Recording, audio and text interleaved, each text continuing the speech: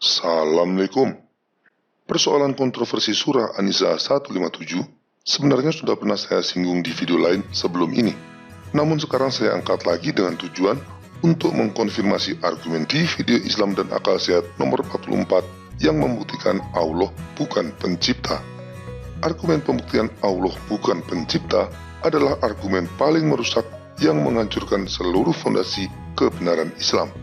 Saya yakin 100% argumen tersebut tidak akan mampu dibantah oleh muslim manapun di seluruh dunia.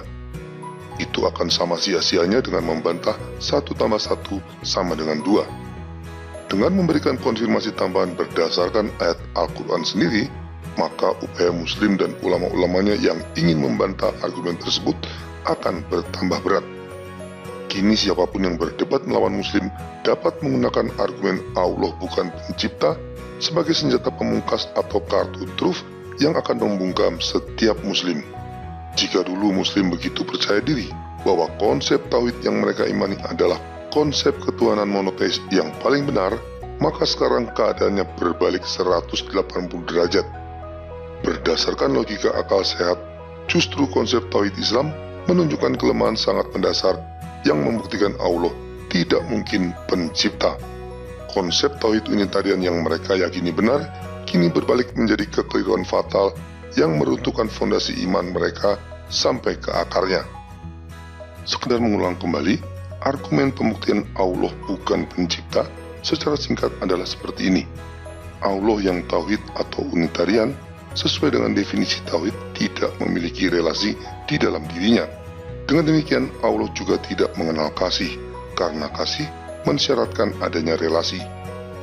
Karena tidak mengenal kasih, maka mustahil Allah dapat menciptakan manusia yang harus hidup dalam hukum kasih, karena Allah tidak dapat menciptakan apa yang tidak dipahaminya. Kesimpulannya, Allah bukan pencipta. Tidak ada gunanya bagi muslim untuk membantah ini, karena tidak ada celah untuk itu. Bagi muslim yang berakal sehat, lebih baik menerima kenyataan dan move on. Jika Allah yang bukan pencipta tapi mengaku sebagai Tuhan sang pencipta, maka konsekuensinya Allah tidak lebih dari pendusta. Apabila ini benar, maka karakternya sebagai pendusta sedikit atau banyak pasti akan terlihat jejak-jejaknya di dalam Al-Quran. Oleh karena itu, bukti Allah sebagai pendusta di dalam Al-Quran akan menjadi konfirmasi bahwa Allah memang bukan Tuhan sang pencipta. Sebaliknya, dia hanyalah bapa segala dusta yang mengaku sebagai Tuhan sang pencipta untuk menyesatkan manusia. Dalam Injil, Yesus berkata demikian, sebab tidak ada sesuatu yang tersembunyi yang tidak akan dinyatakan, dan tidak ada sesuatu yang rahasia yang tidak akan tersingkap. Injil Markus bab 4 ayat 22. Jika segala rahasia akan diungkapkan, apalagi sekedar kebohongan, pasti akan terbongkar pada waktunya. Penipuan terbaik sekalipun tetap memiliki kelemahan dan tidak akan bertahan di hadapan kebenaran. Dan itu terbukti dengan sangat telak dalam surah An-Nisa ayat 157. Ayat tersebut berbunyi demikian, dan karena ucapan mereka, sesungguhnya kami telah membunuh Al-Masih, Isa putra Maryam, Rasul Allah. Padahal mereka tidak membunuhnya dan tidak pula menyalibnya, tetapi yang mereka bunuh ialah orang yang diserupakan dengan Isa bagi mereka. Sesungguhnya orang-orang yang berselisih paham tentang pembunuhan Isa benar-benar dalam keraguan-raguan tentang yang dibunuh itu. Mereka tidak mempunyai keyakinan tentang siapa yang dibunuh itu, kecuali mengikuti persangkaan belaka. Mereka tidak pula yakin bahwa yang mereka bunuh itu adalah Isa. Surah An-Nisa ayat 157. Intinya, melalui Al-Quran, Allah mengatakan Yesus tidak disalib, tapi orang yang diserupakan dengan Yesuslah yang disalib. Terlepas dari bukti sejarah yang ada, ayat tersebut sesungguhnya memiliki problem internal yang parah. Yang pertama, jika benar apa yang dikatakan ayat tersebut bahwa Yesus tidak disalibkan, maka ayat tersebut menunjukkan Allah telah menipu orang-orang Kristen yang setia kepada Yesus dan juga semua orang lainnya sedemikian rupa, sehingga selama berabad-abad mereka tidak menyadari bahwa yang disalibkan bukan Yesus. Yang kedua, jika Yesus ternyata benar disalibkan seperti yang dipercaya oleh orang-orang Kristen dan juga diakui orang lain berdasarkan bukti sejarah, maka ayat tersebut menunjukkan Allah telah menipu Muslim. Problemnya, tidak peduli apakah Yesus benar disalibkan atau tidak, satu fakta yang muncul dalam surah An-Nisa ayat 157 adalah Allah telah menipu. Jika Yesus tidak disalibkan, yang ditipu adalah orang-orang Kristen. Sedangkan jika Yesus benar disalibkan, maka yang ditipu adalah orang-orang Muslim. Dengan demikian, karakter Allah sebagai penipu terungkap dengan amat jelas dalam surah An-Nisa ayat 157. Ini sekaligus membuktikan Allah pasti bukan Tuhan. Selanjutnya, karena Allah adalah penipu, maka siapakah yang sebenarnya telah ditipu? Muslim yang percaya kepada Allah sang penipu, ataukah orang Kristen yang tidak percaya kepadanya? Jelas menurut logika akal sehat, korban penipuan itu di mana-mana pasti orang-orang yang percaya pada penipu, bukan orang-orang yang tidak percaya. Orang-orang Kristen yang menggunakan akal sehat untuk menguji setiap roh sudah langsung tahu, roh yang menyangkal penyaliban Yesus sudah pasti tidak berasal dari Tuhan dan tidak perlu dipercaya. Kesimpulannya, ayat tersebut telah menipu semua Muslim. Dan sesungguhnya, Yesus memang benar disalibkan sesuai fakta sejarah dan kepercayaan iman Kristen. Adakah Muslim atau ulama-ulamanya yang bisa membantah ini? Pasti tidak akan ada. Karena berdasarkan An-Nisa 157 Allah terbukti sebagai pendusta, maka fakta itu mengkonfirmasi argumen di video sebelumnya yang membuktikan Allah bukan pencipta tetapi mengaku sebagai Tuhan sang pencipta, alias Allah cuma pendusta. Dalam Injil, karakter pendusta itu jelas milik siapa? Iblislah yang menjadi bapamu, dan kamu ingin melakukan keinginan-keinginan bapamu. Ia adalah pembunuh manusia sejak semula, dan tidak hidup dalam kebenaran, sebab di dalam dia tidak ada kebenaran. Apabila ia berkata dusta, ia berkata atas kehendaknya sendiri, sebab ia adalah pendusta dan bapa segala dusta.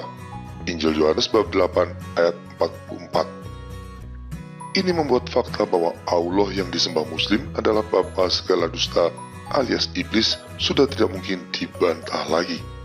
Karena selain berdasarkan argumen teologis yang sangat kuat sebagaimana yang telah dijelaskan dalam pembuktian Allah bukan Tuhan pencipta, fakta tersebut juga dikonfirmasi oleh ayat Al-Quran sendiri yang secara implisit menyatakan Allah sebagai pendusta. Persoalannya, sanggupkah Muslim menerima fakta menyakitkan ini? Jika akal sehat Muslim masih dapat berfungsi dengan baik, seharusnya mereka berani mengambil keputusan untuk segera meninggalkan Islam secepatnya. Dengan tetap percaya pada Islam, berarti mereka akan terus menyembah bapa segala dusta sampai mati. Jelas akibatnya fatal, karena mereka akan selamanya hidup tersiksa di neraka bersama bapa segala dusta yang mereka sembah. Dalam Injil, Yesus berkata, "Apa gunanya seorang memperoleh seluruh dunia, tetapi kehilangan nyawanya? Dan apakah yang dapat diberikannya sebagai ganti nyawanya?" Injil Matius bab 16 ayat 26.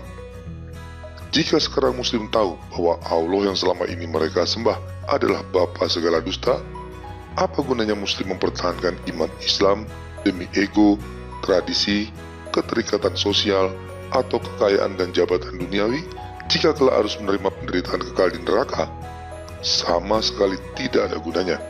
Kecuali Muslim dapat membantah argumen yang membuktikan Allah bukan pencipta dan sekaligus menyelesaikan persoalan kontroversi ayat An-Nisa 157 yang tadi saya sampaikan, maka hanya satu yang harus dilakukan Muslim berakal sehat: tinggalkan Islam selagi sempat. Saudara-saudaraku kaum Muslim, apa yang saya sampaikan tadi mungkin membuat kalian frustrasi, kecewa, atau bingung karena dasar iman Islam kalian menjadi runtuh tak bersisa. Sebagai manusia itu wajar, tapi setelah reaksi emosional itu reda, mari gunakan akal sehat. Jika kalian tidak bisa membantah apa yang saya sampaikan dalam video ini, dan saya yakin memang tidak akan bisa, maka terimalah fakta bahwa Allah yang kalian sembah selama ini tidak lain adalah bapa segala dusta yang ingin menyesatkan manusia agar terjerumus ke dalam kebinasaan kekal di neraka. Dalam Injil, Yesus berkata, "Jika terang yang ada padamu gelap, betapa gelapnya kegelapan itu." Injil Matius bab 6 ayat 23. Dalam konteks video ini, jika Allah yang kalian sembah dan kalian jadikan sumber kebenaran serta petunjuk hidup selama ini adalah bapa segala dusta alias iblis, betapa dalamnya jiwa kalian telah jatuh dalam kesesatan yang membinasakan. Hanya ada satu yang dapat menolong kalian dari jurang kesesatan yang dalam itu, yaitu Yesus Kristus, Tuhan dan Penyelamat. Percaya dan berharaplah kepadanya, maka Dia akan menolong jiwa kalian dan mengangkatnya untuk kembali melihat terang kebenaran. Jangan sia-siakan hidup kalian yang singkat ini dengan tetap tinggal di dalam jurang kesesatan. Terimalah Yesus Kristus dan mulailah hidup baru di dalam kebenaran yang menyelamatkan. Tidak ada yang tahu apakah besok kita masih mendapat kesempatan hidup, apalagi dalam situasi bencana wabah pandemi global sekarang ini. Maka terimalah Yesus Kristus sekarang juga di dalam hati kalian dengan mengucapkan doa singkat dan sederhana ini secara sungguh-sungguh. Ya Yesus Kristus, aku percaya Engkaulah Tuhan dan Penyelamat. Berbelas kasihilah padaku dan selamatkan jiwaku. Amin.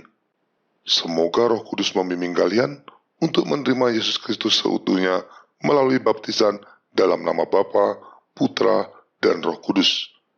Amin.